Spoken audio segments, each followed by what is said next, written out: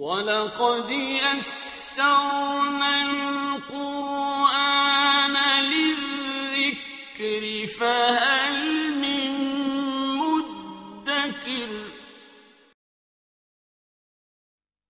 اعوذ باللہ من الشیطان الرجیم بسم اللہ الرحمن الرحیم یا ایھا الذین آمنوا اذا ناجیتم الرسول فقدموا بین یدی نجواکم صدقہ۔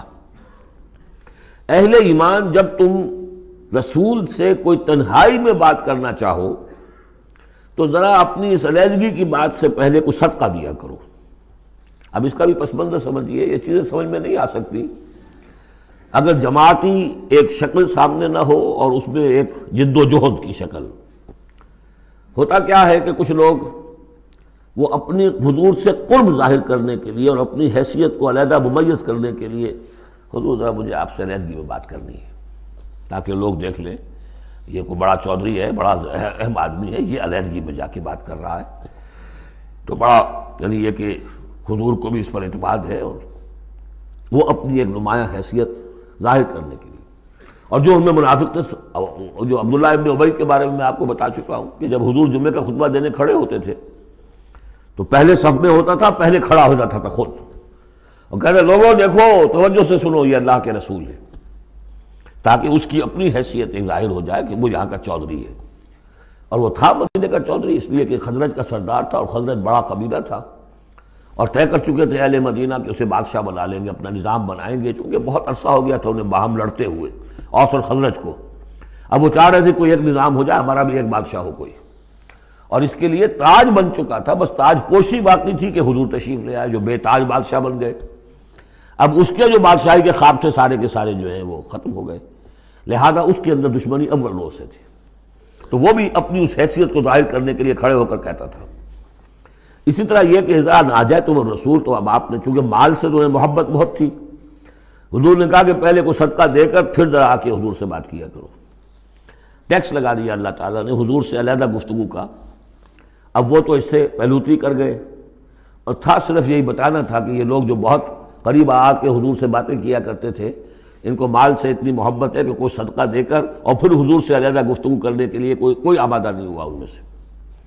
حضرت علی کہتے ہیں رضی اللہ تعالیٰ عنہ، میں واحد شخص تھا جس نے حضور سے تنہائی میں گفتگو کے لیے آپ سے وقت مانگا اور صدقہ جو ہے اس کو پیش کیا، لیکن اللہ تعالیٰ نے جلد ہی اس حکم کو جو ہے منسوخ بھی کر دیا۔ یہ حکم بہت جلدی منسوخ ہوا ہے۔ یا ایھا الذین آمنوا اذا ناجیتم الرسول فقدموا بین یدی نجواکم صدقہ ذالک خیر لکم واطہر، یہ تمہارے لیے بہت بہتر بھی ہے اور بہت پاکیزہ بات ہے۔ فإن لم تجدوا فإن اللہ غفور رحیم، ہاں اگر تم غریب ہو، تمہیں نہیں تمہارے پاس کوئی شے ہے، تو اللہ تعالیٰ غفور اور رحیم ہے، یہ گنجائش رکھتی تھی۔ لیکن ظاہر بات ہے منافقین تو غریب نہیں تھے، متمول لوگ تھے، مرفع الحال لوگ تھے۔ اس کے بعد فرمایا اشفقتم ان تقدموا بین یدی نجواکم صدقات، کیا تم ڈر گئے اس سے کہ رسول کے ساتھ اپنی تنہائی کی بات اور ملاقات سے پہلے کوئی صدقہ دو؟ فإذ لم تفعلوا وتاب اللہ علیکم، تو جب تم نے یہ نہیں کیا تو اللہ تعالیٰ نے بھی تمہاری توبہ کو قبول کیا، تم پر نظر عنایت فرمائی۔ فاقیموا الصلاۃ وآتوا الزکاۃ واطیعوا اللہ ورسولہ، تو بس ٹھیک ہے، نماز قائم رکھو، زکوٰۃ ادا کرو، اور اللہ اور اس کے رسول کی اطاعت کرتے رہو۔ واللہ خبیر بما تعملون، اور اللہ باخبر ہے اس سے کہ جو تم کر رہے ہو۔ تو یہ حکم آیا بہت عارضی طور پر اور بہت جلد ختم بھی کر دیا گیا، لیکن یہ کہ اس سے وہ لوگ نمایاں ہو گئے کہ جو پہلے بہت ہی بار بار آتے تھے اور علیحدہ سے مشورے کرتے تھے اور اپنی ایک حیثیت جو ہے اس کا اظہار اس طریقے سے کیا کرتے تھے، جب اس حکم کے بعد چند دن تک وہ نہیں آئے تو معلوم ہو گیا ہوگا، اور پھر ان کو بھی شرم آئی ہوگی کہ اب دوبارہ ہم وہ کام نہ کریں۔ الم تر الی الذین تولوا قوما غضب اللہ علیہم، کیا تم نے غور نہیں کیا کہ وہ لوگ کہ جنہوں نے دوستی گانٹھی ہے ان سے کہ جن پر اللہ کا غضب ہے۔ یہاں مراد کون ہے؟ یہودی کون ہے؟ مغضوب علیہم، جو لوگ ہیں مسلمانوں تم میں سے، چاہے اوس کے ہوں یا خزرج کے ہوں، جنہوں نے ان سے ابھی تک یارانے گانٹھے ہوئے ہیں، دوستیاں ہیں، حلیفی کے پرانے تعلقات کو ابھی تک نبھا رہے ہو۔ الم تر الی الذین تولوا قوما غضب اللہ علیہم ما هم منکم ولا منہم، وہ نہ تم میں سے ہے نہ ان میں سے ہے۔ یہ منافقین کا یہ رول، لا الہ ہؤلاء ولا الہ ہؤلاء، مذبذبین بین ذلک، سورہ نساء میں ہم پڑھ چکے ہیں۔ وَيَحْلِفُونَ عَلَى الْكَذِبِ وَهُمْ يَعْلَمُونَ، اور وہ جانتے بوجھتے جھوٹے حلف اٹھاتے ہیں، قسمیں کھاتے ہیں، جھوٹی قسمیں کھاتے ہیں۔ أَعَدَّ اللَّهُ لَهُمْ عَذَابًا شَدِيدًا، اللہ تعالیٰ نے تیار کر رکھا ہے ان کے لیے ایک سخت عذاب۔ إِنَّهُمْ سَاءَ مَا كَانُوا يَعْمَلُونَ، یقیناً جو طرز عمل وہ اختیار کیے ہوئے ہیں وہ بہت ہی برا ہے۔ اتخذوا ایمانہم جنۃ، انہوں نے اپنی قسموں کو ڈھال بنا لیا ہے۔ جہاں کسی بات پر گرفت ہوئی، خدا کی قسم، اللہ گواہ ہے یہ معاملہ یوں نہیں تھا، یوں تھا۔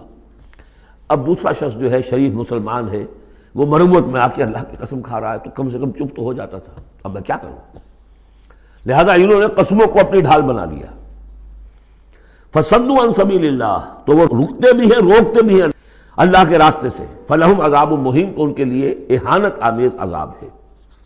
لن تغنی عنہم اموالہم ولا اولادہم من اللہ شیئا، ان کے کچھ کام نہیں آئیں گے، نہ ان کے اموال نہ ان کی اولادیں، من اللہ کے مقابلے میں کچھ بھی۔ اولئک اصحاب النار، یہ حقیقتاً جہنمی ہیں، ہم فیہا خالدون، اور اس میں ہمیشہ ہمیشہ رہیں گے۔ ایک بظاہر کون ہے؟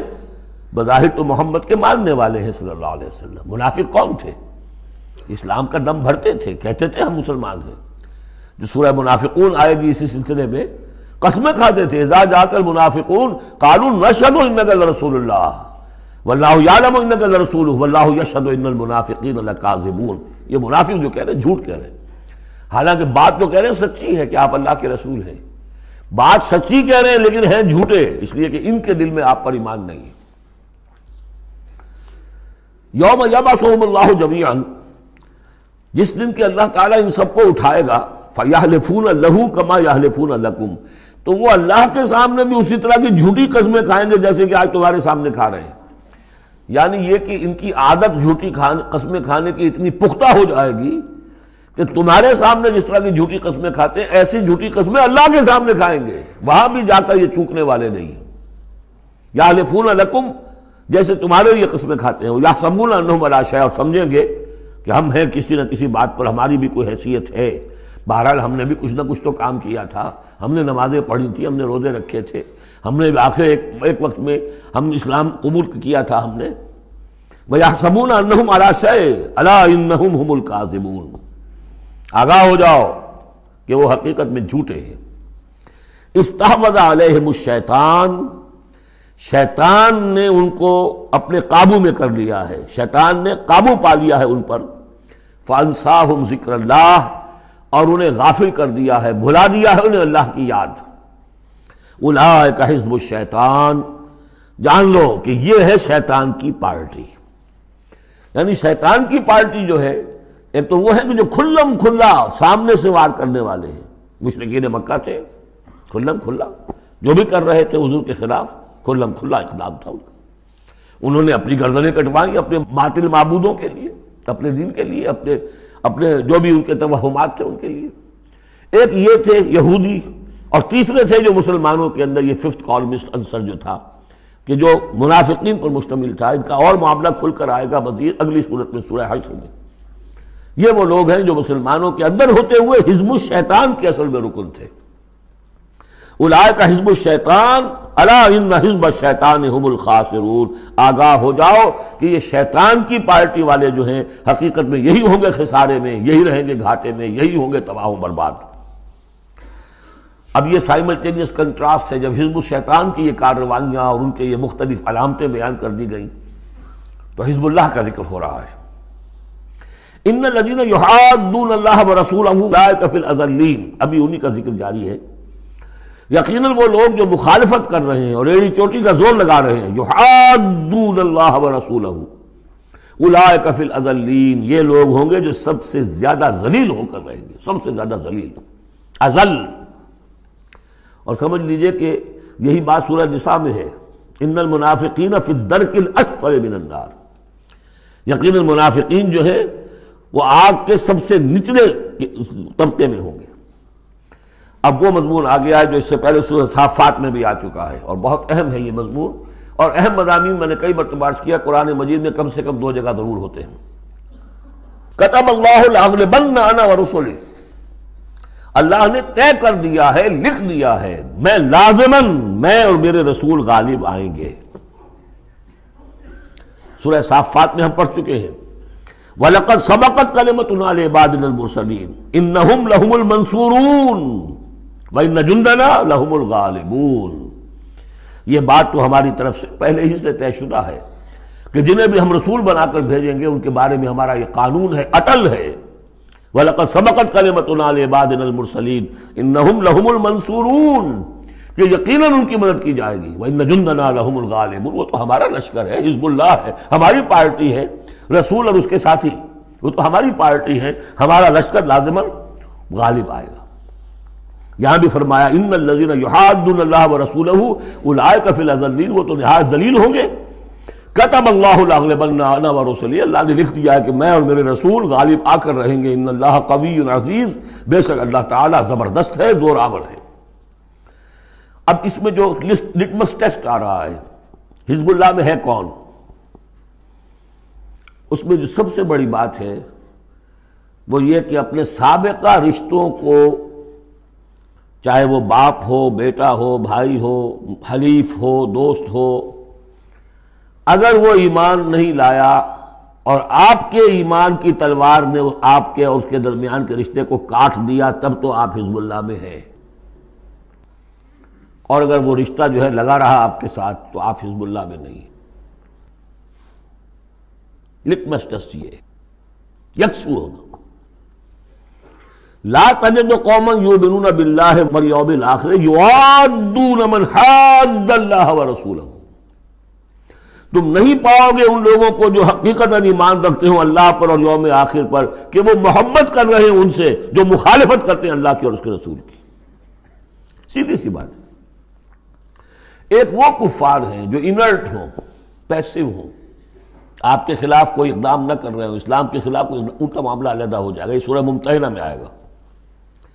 لیکن وہ لوگ جو ایکٹیو ہیں، ریزسٹ کر رہے ہیں، اسلام کے خلاف جدوجہد کر رہے ہیں، اگر ان کے ساتھ بھی کوئی دوستی کا رشتہ ہے تو پھر حزب اللہ سے آپ خارج ہو گئے۔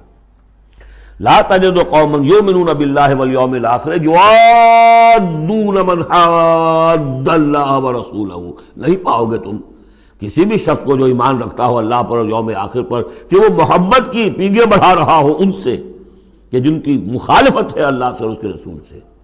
وَلَوْ كَانُوا آبَاءَهُمْ، خواہ وہ ان کے باپ ہوں، او ابناہم یا ان کے بیٹے ہوں، او اخوانہم یا ان کے بھائی ہوں، او عشیرتہم یا ان کے رشتہ دار ہوں۔ اب وہی نوٹ کر لیجیے آیت سورہ توبہ کی آیت نمبر 24۔ قل ان کان آباؤکم وابناؤکم واخوانکم وازواجکم وعشیرتکم واموال اقترفتموها وتجارۃ تخشون کسادها ومساکن ترضونها احب الیکم من اللہ ورسولہ وجہاد فی سبیلہ۔ اللہ کی محبت کے تو آپ بڑے دعوے کر سکتے ہیں، رسول کی محبت کے، رسول کے عشق کے بڑے بڑے دعوے آپ کر سکتے ہیں، لمبے لمبے جلوس نکال سکتے ہیں، بڑی بڑی محفل بیعت منعقد کر سکتے ہیں، نعتوں کے اندر زمین آسمان کے کلامیں ملا سکتے ہیں۔